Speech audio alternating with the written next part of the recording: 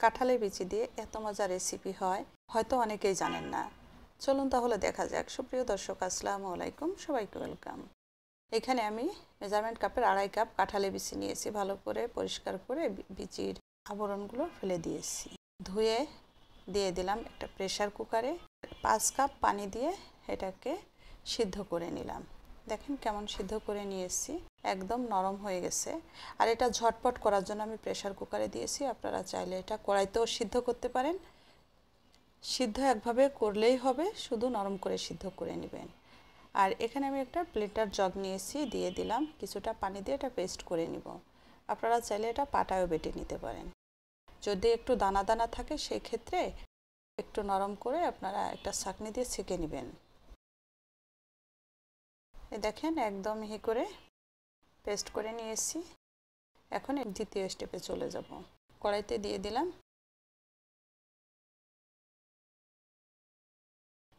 Measurement কাপের 1/2 cup চিনি, 1/2 cup গুঁড়া দুধ। সব কিছু খুব ভালো করে মিশিয়ে নিব। সব কিছু ভালো করে মিশিয়ে 4-5 মিনিট রান্না করার পর এই পর্যায়ে চলে আসছে। এখন লেগে যাচ্ছে। কাঁঠালের বিচি কিন্তু খুব সহজে পেস্ট করার পরে রান্না করতে গেলে নিচে লেগে যায় আঠার মতো। যার কারণে এই পর্যায়ে আসার পরে যখন এরকম কিছুটা ঘনত্ব হয়ে যাবে, অ্যাড করে দিলাম 2 টেবিল চামচ ঘি। আর অনেকের ঘরে ঘি থাকে না, সেই ক্ষেত্রে আপনারা সয়াবিন তেল দিতে পারেন বা বাটারও দিতে পারেন।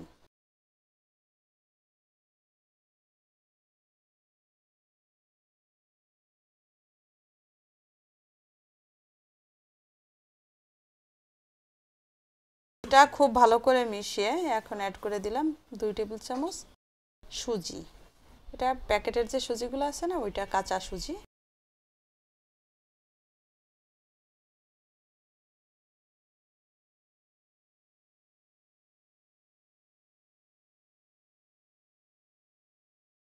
সুজিটা দিয়ে নাড়াচাড়া দিয়ে 10-15 মিনিট রান্না করার পরে এই পর্যায়ে চলে আসছে।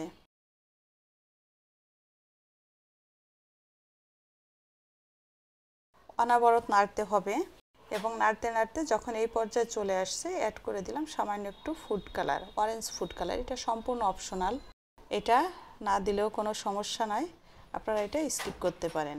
ফুড কালারটা দিয়ে নাড়াচাড়া দিয়ে, ফুড কালারটা দেওয়াতে দেখেন সুন্দর একটা কালার আসছে।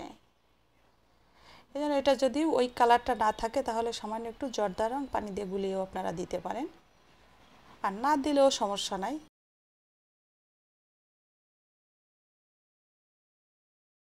কাঁঠালের বিচির কালারটাও থাকলেও কিন্তু খুব সুন্দর হবে। আরও 1/2 চা চামচ ঘি দিয়ে দিলাম, দিয়ে নাড়াচাড়া দিয়ে দেখেন এই পর্যায়ে চলে আসছে, কড়াই থেকে একদম সুন্দরভাবে উঠে যাচ্ছে।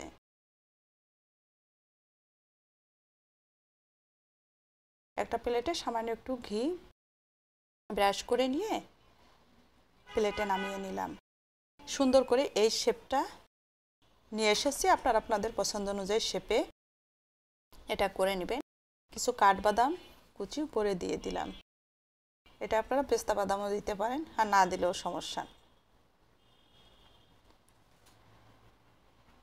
বাদামগুলো খুব ভালো করে বসিয়ে এখন আমি এভাবে লম্বা শেপে কেটে নিব। এটা আপনারা বরফি শেপেও কেটে নিতে পারেন অথবা চৌকো চৌকো করে কেটে নিতে পারেন, আপনারা পছন্দ অনুযায়ী কেটে নেবেন। আর এটা না কেটে একটু ফ্রিজে রেখে দিয়ে খাবেন, অনেক বেশি মজা হবে। আর যদি সাথে সাথে খান সেটাও খেতে কিন্তু অনেক ভালো লাগছে। তো ফ্রিজে রাখার পরে জিনিসটা মনে হয়েছে আরও পারফেক্ট হয়েছে। আমি একটু ভেঙে আপনাদের সাথে সাথে, এটা কিন্তু আমি নামিয়ে সাথে সাথে কেটেছি এবং সাথে সাথে আপনাদের দেখিয়ে দিলাম। দেখেন কেমন হয়েছে, অনেক বেশি মজার। অবশ্যই বাসায় ট্রাই করবেন, কাঁঠালের বিচি ফেলে দিবেন না।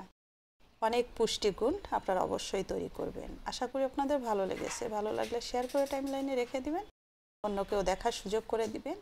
যারা নতুন আমার পেজটা ফলো করবেন, ইউটিউব থেকে দেখছেন চ্যানেলটা সাবস্ক্রাইব করবেন, লাইক কমেন্টস করতে কিন্তু ভুলবেন না। সবাই ভালো থাকবেন, সাথে থাকবেন। সবাইকে অসংখ্য অসংখ্য ধন্যবাদ সাথে থেকে দেখার জন্য। আল্লাহ হাফেজ।